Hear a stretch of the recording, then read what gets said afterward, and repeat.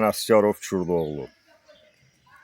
Bildiyiniz kimi Dilqəm Əsgərov, Şahbaz Quliyev və Həsən Həsənov 2014-cü ildə Kəlbəcər rayonuna ziyarətə gedərkən əsir götürülmüşdülər. Bunların əsir götürülməsini ilk dəfə biz mediada gördükdən sonra mən Dilqəm Əsgərovun azadlığı uğrunda mübarizəyə başlamışdım. Mətbuata və ictimaiyyətin bildiyi kimi mən Fransaya getmişəm, Avropa Şurası Assambleyasında çıxış eləmişəm, Polşaya getmişəm, ATƏT Minsk qrupunda çıxış eləmişəm, Türkiyəyə getmişəm, bir sıra tədbirlərdə iştirak eləmişəm. Fransada erməni səfirliyi qarşısında etiraz aksiyası keçirmişəm. Gürcüstanda 2 dəfə erməni səfirliyi qarşısında etiraz aksiyası keçirmişəm. Və Dilqəm Əsgərovun azadlığa çıxana dək onun haqq səsini bütün dünyaya çatdırmışam. Axırıncı səfər Gürcüstanda erməni səfirliyi qarşısında aksiya keçirdərkən hətta məni Gürcüstanda uğurlayıb ermənilərə təhvil vermək istəyirdilər. Atam Dilqəm Əsgərov bu Azərbaycan Respublikasının prezidenti cənab İlham Əliyev erməni əsirliyindən azad edib gətirdikdən sonra bu insan azadlığa qovuşduqdan sonra başladı məndən davaya, qırğına, sanki mən bunun düşməniyəm kimi məndən rəftar eləməyə başladı. Bu insan əsirlikdən gələndən bəri ancaq bunun dərdi, azarı mən olmuşam. Bunlar iddia eləyirlər ki, güya dövlət tərəfindən bunun əsirlikdə olmasıyla bağlı kompensasiya verilib. Hər hansısa bir nazir 200.000 manat mənə pul verib və mən bu pulu mənimsəmişəm. Mən elə buradan mətbuat vasitəsilə Azərbaycan xalqına, Azərbaycan mediasına və nazirlərə, dövlətə səslənirəm ki, hansı nazir mənə Dilqəm Əsgərov əsirlikdə olanda 200.000 manat kompensasiya verir. Bu tamamilə bir cəfəngiyatdır. Əgər Dilqəm Əsgərova dövlət tərəfindən kompensasiya veriləcəkdirsə, bu kompensasiyanı Dilqəm Əsgərovun özünə təqdim olunmalıydı. Mənə deyil. Bu insan hər yerdə oturur, durur, mətbuatda, polis şöbələrində ancaq şərxata söhbətlər eləyir, məni şərləməyə çalışır. Artıq bizim vəziyyətimiz gəlib pik həddə çatıb ki, bu insan səhər tezdən mən Səbət bazarına işləməyə gedirəm. Mən evdə olmayanda fürsətdən istifadə eləyir, mənim evimə basqın eləyir. Sırağa gün gəlib gedib mənim evimə gələn, quyudan gələn çəkdiyim içməli suyu kəsib. Mən ailəliyəm, 3 dənə evladım var. Böyük oğlumun 6, ortancıl oğlumun 5, kiçik oğlumun isə 3 yaşı var. Bu baxmır ki, bu evdə yaşayış var, yox. Əlindən gələn pislikləri etməyə davam edir. Mən bu məsələrlə bağlı Şəmkir rayon polis əməkdaşlarına müraciət etdim. Əlimdə olan video görüntüləri Şəmkir polisinə təqdim eləməyimə baxmayaraq bunun haqqında heç bir tədbir görülməyib. Bu insan əlində balta gəzdirir, maşınında balta silah gəzdirir, məni ölümlə hədələyir.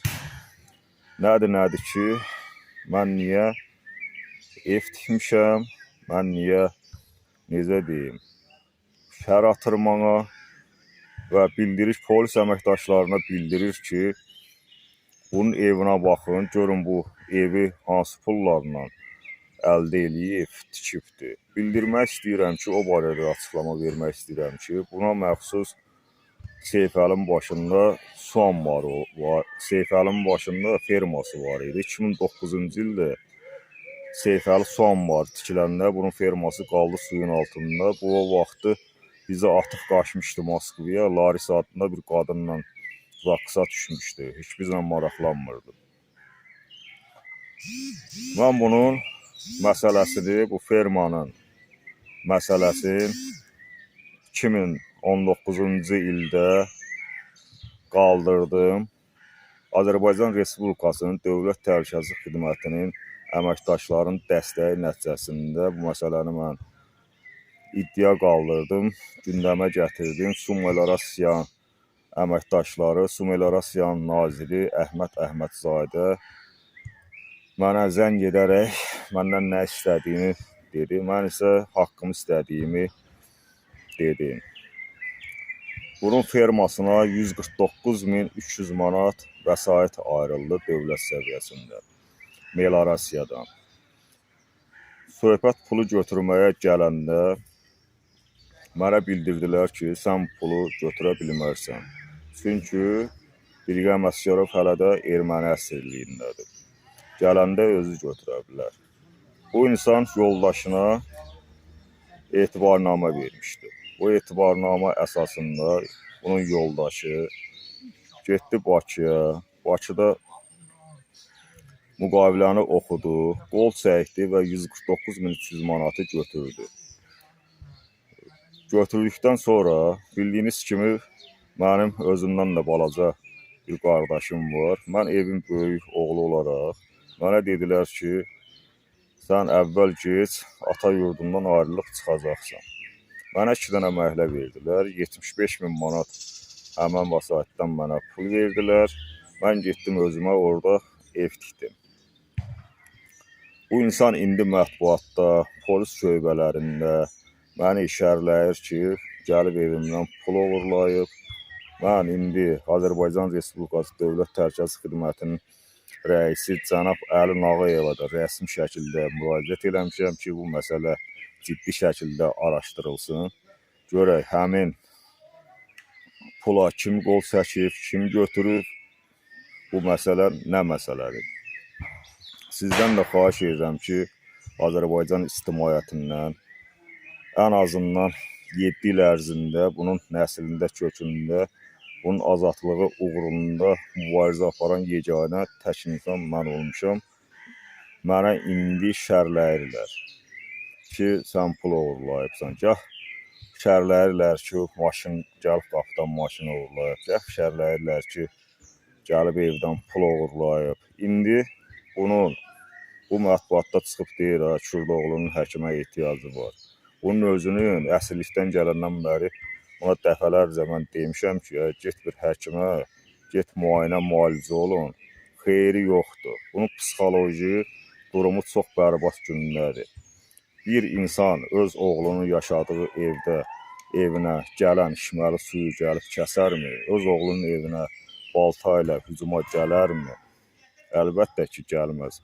Gəlirsə, deməli bunun səhhətində, psixoloji durumunda ciddi problemlər var. İndi mən həmən o mənim gəlib suyumu kəsməkləri barəsində ata-oğul, balta ilə mənim hədələməkləri barədə olan video kadrları da Azərbaycan xalqına təqdim eləyəcəm ki, Azərbaycan xalqı görsün ki, kim kimdir. Bunlar məni şərləyirlər.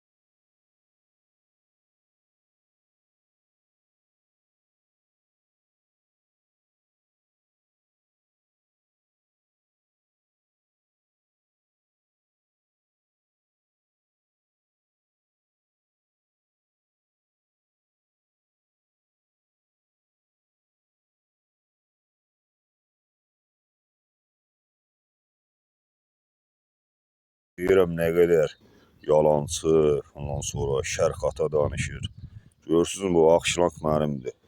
O tərəfdən quyudan gəlir. Bax buradan girir bura. Görürsünüz tokla olandır. Bu da mənim şrankım. Görürsünüz buradan kəsiqdir. Baxın. Keçir belə qonşunun evinin yanından atla. Gedir ora, o da mənim evimdir. Görürsünüz, orada da Prama birbaşa baka qalxır. Akşenak. İndi bu gəlib mənim suyumu buradan kəsib. Özünə qaraşlanka alıb. Çıxır mətbuatda yalandan danışır ki, mən oğluma su çəkirəm. Hardan çəkirsən? Kimin suyunu çəkirsən? Mənim suyumu.